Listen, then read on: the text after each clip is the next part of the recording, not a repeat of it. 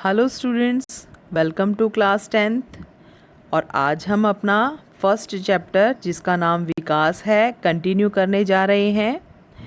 जैसा कि हमने अपनी लास्ट वीडियो में देखा था कि हमने 3 राज्यों की तुलना की थी, जिसमें केरल राज्य की जो स्थिति थी वो काफ़ी अच्छी थी, जिसके आधार पर हम कह सकते हैं कि यदि हमें किसी 2 देशों की या 2 राज्यों की यदि हमें उन्नति ज्ञात करनी है या उन राज्यों में या उन देशों में कौन सा देश अधिक विकसित है उन्हें हमें ज्ञात करना है, तो हम आय के अतिरिक्त अन्य मानदंड भी होते हैं जिनके आधार पर हम ये तुलनाएं कर सकते हैं।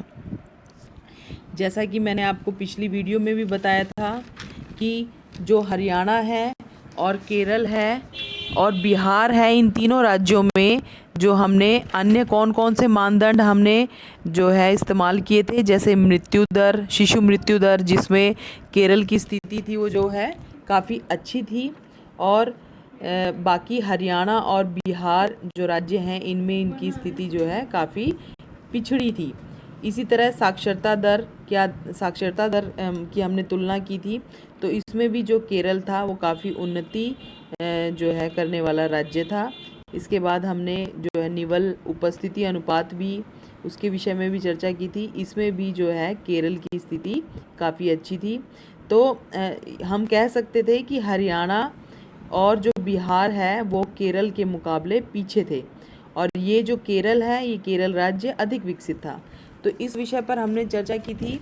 तो हमने देखा कि किसी देश या राज्य की उन्नति आदि को ज्ञात करना चाहे तो हम किन मानदंडों के आधार पर हम उसकी गणना कर सकते हैं।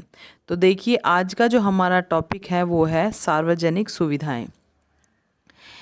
देखिए, अगर हमें किसी भी देश या राज्य की उन्नति में सुधार लाना है, प्रति व्यक्ति आय है या जो अन्य मानदंड हैं जिनके आधार पर किसी भी राज्य को, किसी भी देश को यदि उनकी उन्नति करनी है, तो कुछ जो है आधार होते हैं, जैसे कि आज हम करने जा रहे हैं सार्वजनिक सुविधाएं।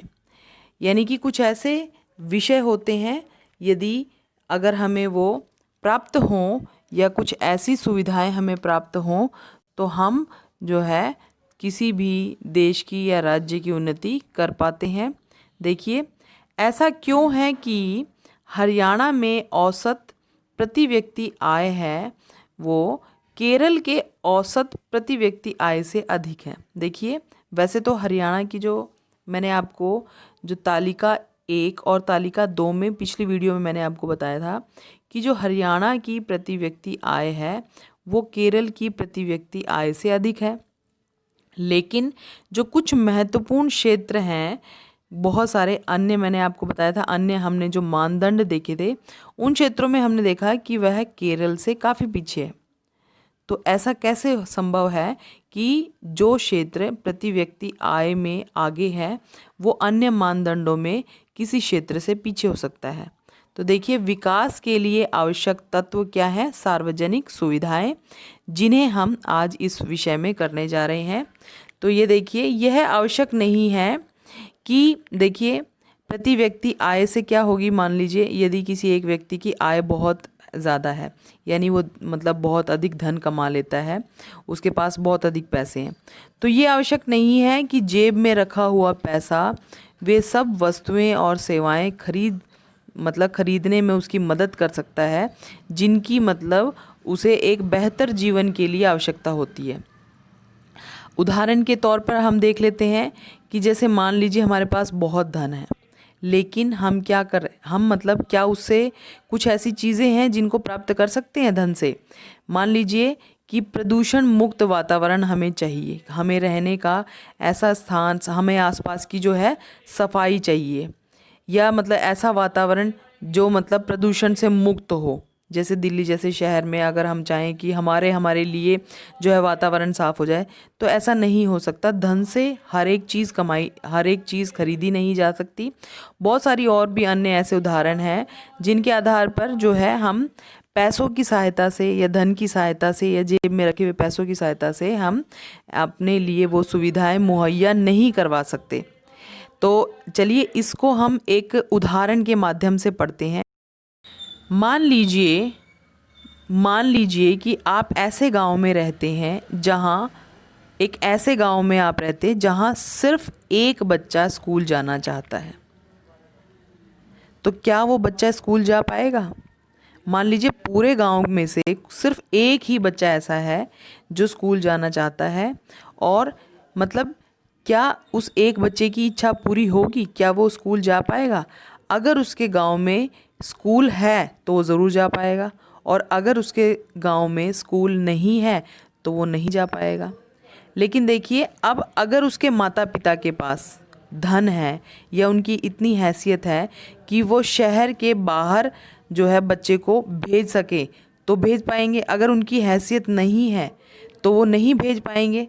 तो इससे क्या होगा? उसे शिक्षा प्राप्त नहीं होगी, यानी कि उसके चाहने के बाद भी क्या है, शिक्षा उसे प्राप्त नहीं हो सकती।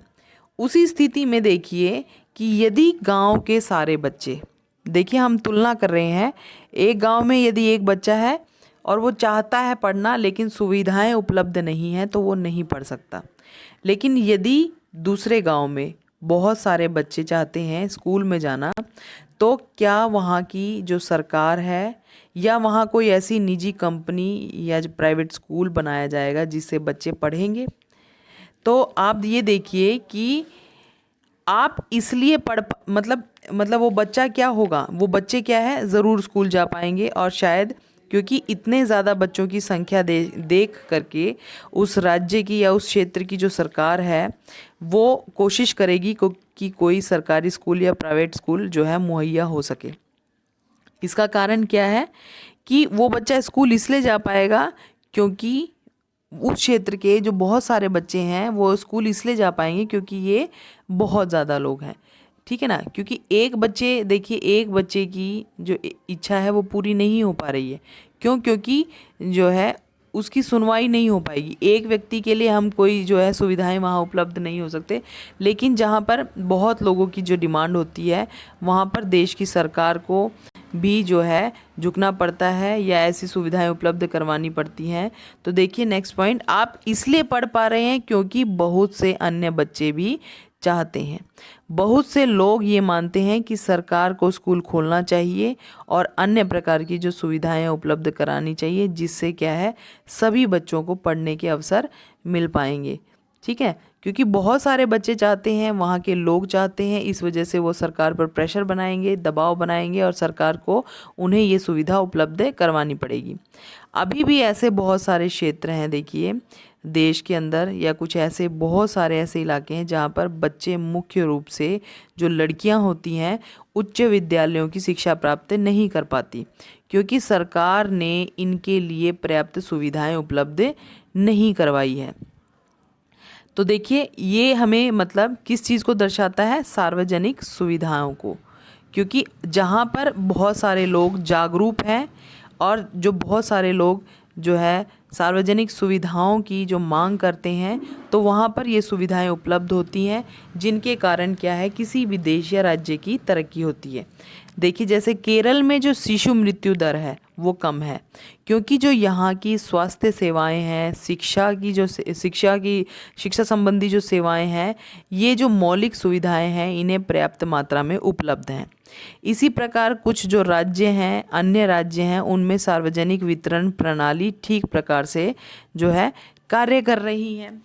अगर हम देखें कि केरल में जो मृत्यु दर है वो कम है, इसका मतलब क्या है कि वहाँ पर जो अन्य सुविधाएं हैं जैसे स्वास्थ्य से संबंधित हैं तो वो जो सुविधाएं हैं वो अच्छी हैं क्योंकि जो है वहाँ पर सार्वजनिक वितरण प्रणाली, जैसे मान लीजिए जो वहाँ जिस तरह से ये जो हमारे कार्ड बने होते हैं, कार्ड पे हमें जो अनाज वगैरह मिलता है तो ये सारी चीज़ें वहाँ पर सही प्रकार से मतलब उसका वितरण होता है जिससे जो लोग हैं समय पर अनाज को प्राप्त करते हैं और वहाँ पे सही समय पर अगर मनुष्य को भोजन मिलेगा तो उनका स्वास्थ्य भी सही रहेगा और स्वास्थ्य सही रहेगा तो वहाँ पर जो है शिशुओं को जन्म देने वाली जो माताएं हैं वो सही प्रकार से बच्चों को जन्म दे पाएंगी और जिनसे उनका जो मृत्यु दर है वो जो है कम रहेगा।